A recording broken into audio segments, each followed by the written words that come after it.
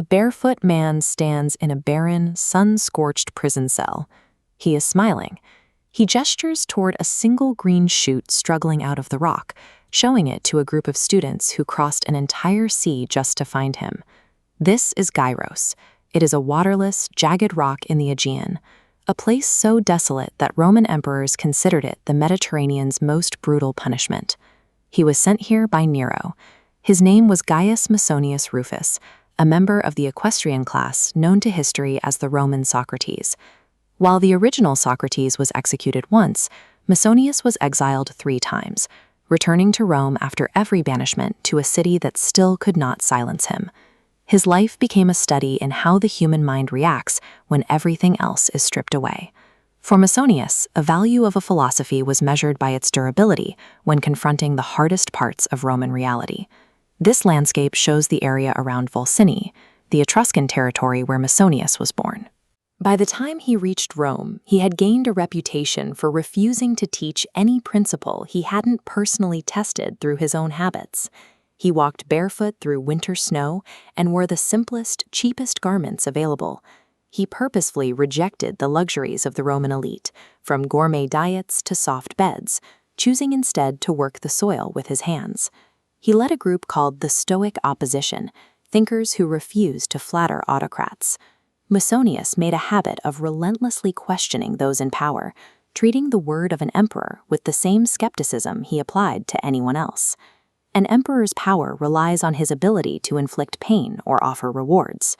A man who requires no wealth, fears no discomfort, and possesses an unconquerable mind is a man the state has no way to control. Look at this marble bust of Emperor Nero.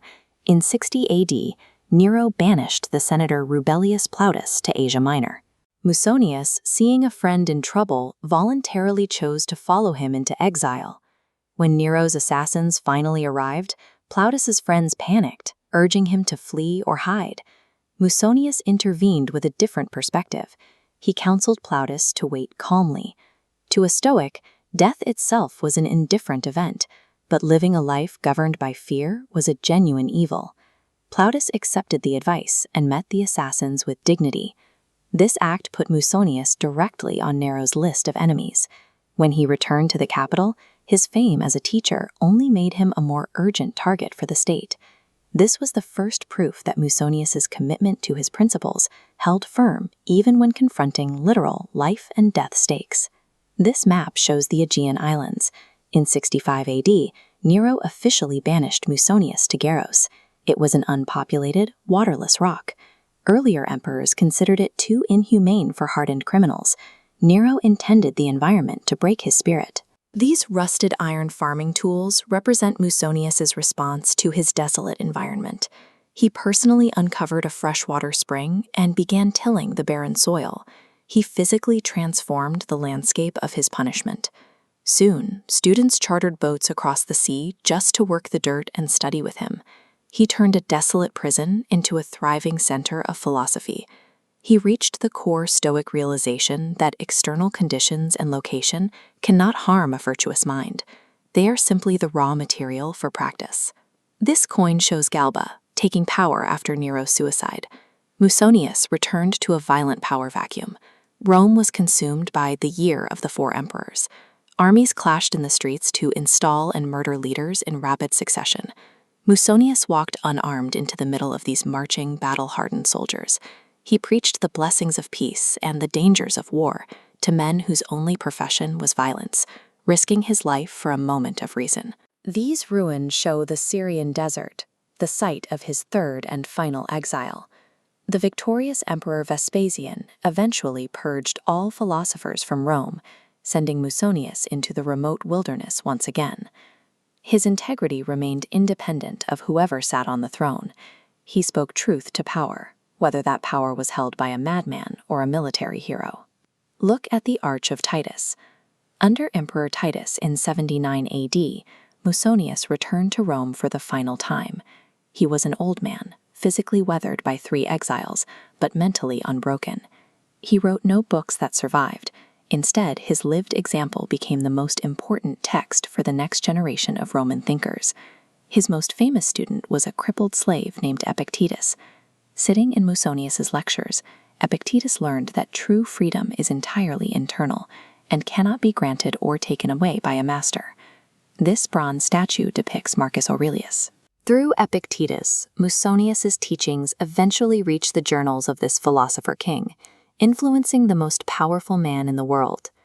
Musonius Rufus achieved a long-term victory over the state. He replaced the legacy of imperial cruelty with a philosophical lineage that would eventually guide the leaders of the empire itself. These ruins of the Roman Forum hold the weight of his legacy. In the 1st century, the word of a Roman emperor was absolute law. Men like Nero held total, unchecked power over the life and death of millions, operating within a rigid social hierarchy where status dictated your physical safety and your worth. Enter Gaius Musonius Rufus. He was an Etruscan knight and a philosopher who consistently defied that absolute power, earning multiple exiles and the lasting nickname, the Roman Socrates.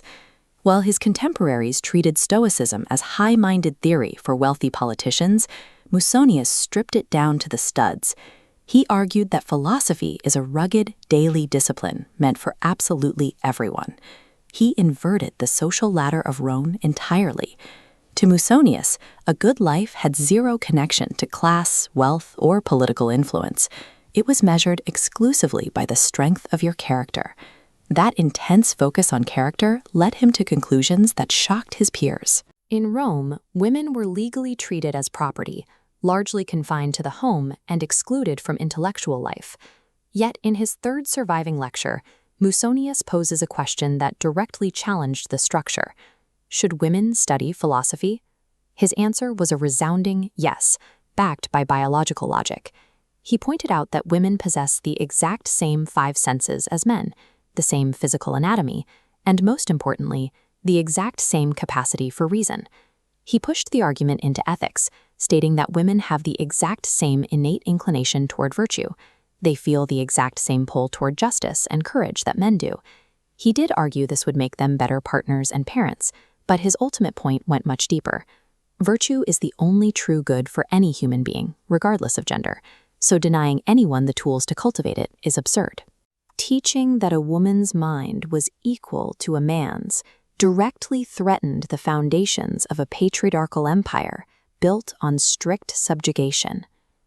Musonius applied this exact same logic to the lowest rung of the Roman social ladder. His most famous student, Epictetus, attended his lectures while legally enslaved. Musonius taught him that true nobility depends entirely on individual choice. A master can control your physical location and your labor, but they cannot force you to abandon your own moral compass. He would regularly test his student, warning Epictetus that his enslaver was going to inflict some severe hardship on him. When Epictetus simply shrugged and said, "Such is life," Musonius knew the lesson had taken root. Why beg a master for external rewards like money or a farm when you can generate greatness of soul entirely on your own? The only wealth that matters is internal. This realization creates an incredible power dynamic. A person who controls their own mind and desires is psychologically freer than the paranoid emperor who claims to own them. Rome's ultimate weapon against dissent, short of execution, was exile. The state banished its political enemies to barren rocks in the Mediterranean, stripping them of their wealth and social standing. Nero sent Musonius to an arid island called Gyaros. But in his 9th discourse, the philosopher pointed out that exile does not deprive a human of elemental necessities. You still have the earth beneath your feet, water to drink, and the cosmos above you. He reframed the punishment as a cure. Banishment removes the distraction of luxury and provides the uninterrupted leisure you actually need to study philosophy and improve yourself. On the arid heights of Gyaros, Musonius transitioned from theory to total physical application. He located a freshwater spring and worked the soil alongside his students, transforming the desolate prison island into a functioning philosophical farming community. By embracing banishment, he neutralized the state's ultimate weapon. If you refuse to see exile as a harm, the tyrant has absolutely no leverage over you. Surviving state-sponsored punishment was only half the equation. Musonius required his students to master self-imposed tests of the body through intense asceticism. He started with food. He advocated a simple lacto-vegetarian diet. The goal was to eat for basic nourishment rather than pleasure, mastering the most fundamental human appetites to build self-control. He applied the same strict parameters to clothing and shelter. You wear clothes to protect your body from the elements, not to signal your wealth or appease the vanity of a crowd. He also demanded physical labor. Musonius believed that enduring bodily hardship, like tending crops in the hot sun, was essential for forging mental grit. This total indifference to comfort was a calculated prioritization. He stripped away everything soft to ensure his students valued virtue above fleeting pleasures. Asceticism guarantees that Stoicism remains in action. It prevents philosophy from becoming a scroll you read in a comfortable chair, turning it into a discipline carved directly into the human body. Because he demanded so much, Musonius employed a highly unconventional teaching method. He would actively discourage and repel people who asked to join his school. He compared the human mind to gravity. Like a stone cast upward naturally falls back to earth, he believed that a person with a naturally good mind will turn toward their true inclination the more you push them away. This was a deliberate filter.